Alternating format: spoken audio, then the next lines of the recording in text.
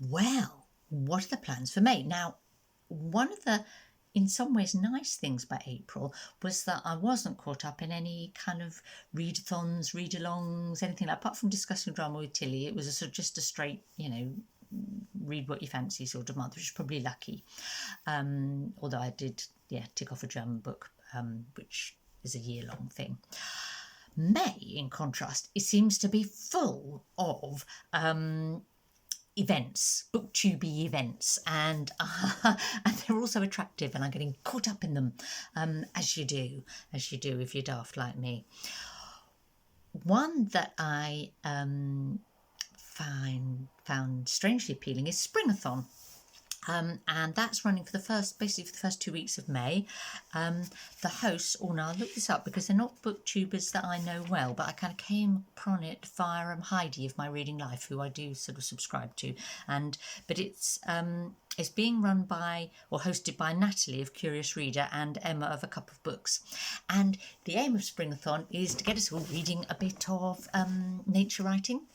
And the prompts, I will tell you, are to read a non-fiction nature writing book, and then that's the only one you have to do to say I've been part of Springathon. But the additional prompts are to read a book that is about, or has a title including, or has a picture on the cover of a bird, water, an animal, a plant, and travel or a destination. So very doable and enjoyable. They're only 2 weeks, so you've got to be quick off the mark. So for that, I'm going to read Surfacing by Kathleen Jamie, which is like a book of essays about kind of nature and travel. Really looking forward to that. I read a book of her poetry not that long ago and thought I must read some of her non-fiction. So, and I'm also going to do, for Tag Tuesday this week, the Nature Writing Naturally book tag. So I'll save more about that for that. Another readathon happening this month is the get your words out right, Ros. The Asian Readathon, and that's hosted by Cindy. Cindy, what's her channel name? Let me look. Read with Cindy is her channel name. And the prompts for that, and she works hard, Cindy, to make this as kind of doable and accessible as possible, because she genuinely is really keen to just get us all reading more Asian books, whether we're Asian or not ourselves. It's a very inclusive readathon, I guess. So the number one prompt is just to read any book by an Asian author. So we can all do that. That's straightforward. The other prompts are to read a book by an Asian author or about an Asian character that you can relate to. Similarly, but by a character or an author that is different from you. A book recommended to you by an Asian person. And then the optional extra is a read-along of Little Fires Everywhere that's being hosted by Ali of Mrs. Dunn Reads. Now, I'm not going to do that read-along because you may know, because I probably might have said, that I read Little Fires Everywhere last year, and it was didn't really knock me out as a book. It was kind of like, it was really interesting. Brian of Bookish said that he loved it when he was reading it, but almost like it's gone down in his opinion since, which was interesting. And I thought, yeah, I know just what you mean, Brian. It's like, it was kind of like pleasing at the time. And then you think, was that a bit samey, derivative, superficial? I don't know. Like when you feel like your books kind of just slightly sort of push your buttons and manipulated you a bit. Yeah, that's a bit of an odd and unfair criticism. Goodness me, someone sat down and taken the time and effort to write a novel, and I just casually say, I felt they were a bit emotionally manipulative. Ignore me. Do the read along if you fancy, but not me. But I am going to read a couple of books to meet Asian Readathon prompts. So obviously both of them by Asian authors, so that's like prompt number one. Prompt number two, the author or character you can relate to. I'm going to read The Great Passage by Shion Miura. Came out in 2011, and it's I relate to the author because the author is involved, no, not the author, the character is involved in creating a dictionary, and anyone who loves words, you know, that's like a natural connection for me. But my other kind of curious relation with Japan this month is that in April, one of my nephews got married in Tokyo to his partner, who's Japanese, Mai, and really thrilled and excited for them. So I guess Japan is in my mind at the moment.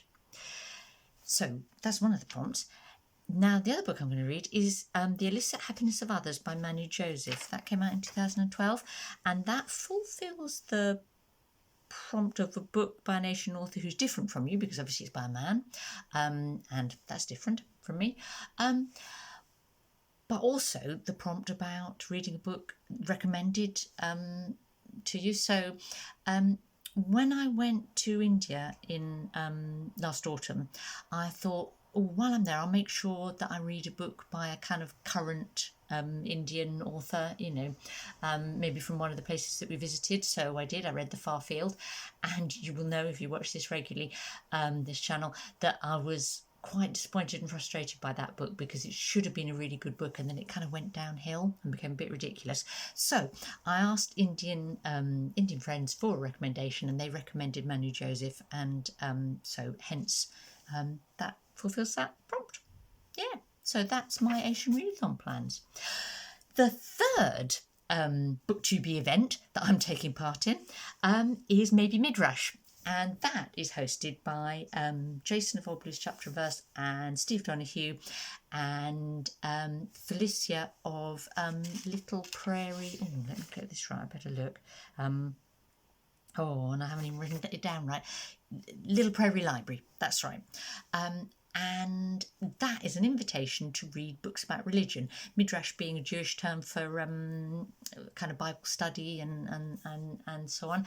And it's an open invitation to all of us, whether we're religious or not, and I'm not, to read one non-fiction book about religion and one sort of, again, literary fiction, using that awful term again, work of fiction about in which religion plays a key part. So my choices for this are The History of the Bible, The Book and Its Faiths by John Barton, which is the non-fiction. Really very much looking forward to that. Steve's read it and recommended it to me. Steve, my husband, not Steve Donahue. No doubt Steve Donahue has read it because he's read everything. But it unpicks the Bible in terms of how and when it was written and the different authors, and I'm fascinated by this idea. It's quite long, but hey, challenge yourself, Ros, get on with it. And the other one I'm going to read is Laurus by Eugene Vodolazkin, and it's kind of a book about a monk, kind of historical fiction come fantasy, Russian, looking forward to that. Sounds like fun. So those are my 1, 2, 3, 4, but the 5 books I'm going to do for readathon-y things. I always have to get in a new country, don't I, each month? And this month is going to be Mauritania. And I'm going to just started The Desert and the Drum by Mbarek Ould Beyrouk. And I always get a bit of a frisson of excitement when I find a book from a country where you've got very, very few or no novels available in English. And like this is like the first available novel from Mauritania in English, so I'll let you know. I will do a scallydandle into that one for sure. Poetry. Now I'm going to make another recommendation here, a bit like the National Theatre thing. At the moment there is something going on there called The Big Read. It's a UK thing, and it's taking the poem The Rime of the Ancient Mariner by Samuel Taylor Coleridge and doing a daily reading from it, so it works through the whole of that kind of quite epic poem with a different reader each day. Lovely sea-based sound effects, a piece of contemporary art to go with that day's reading. The readers, some of them are actors like Tilda Swinton, say. Some of them are authors, like the poet Simon Armitage or Hilary Mantel. There's Iggy Pop's done one of them. Yeah, a really kind of diverse. Someone from the Antarctic Scientific Survey done one. So really varied. Lovely project. It's on YouTube, and there's a website and so on. I will link to that, so you can have like a little daily dose of poetry in your life from that. I think we're up to we're about 2 weeks in, so you've got a batch to catch up on, but it's not too late. And yeah, treat yourself to some Coleridge. You want to.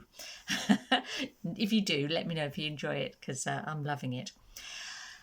And then I always try and get a classic in, or most months, and this month I'm jolly well going to read, and I think it was on my TBR for April, but it's the one thing I didn't get to, which is Balzac, The Wrong Side of Paris. Now, Brian of Bookish is one of my favourite booktubers, as he knows, and he's a bit of a Balzac freak. When he's not going on about Jude Brolit, tiresomely, as we know, very tiresomely, Balzac is his passion, and I've only read one Balzac before, I think, Eugene. So I asked him to recommend one, and one that wasn't too long as well, and that was his recommendation, so I should jolly well get to that. So that's my month ahead, and have a great month. Let me know in the comments about your reading plans, if you're taking part in any of these Readathon events, and catch up with you soon.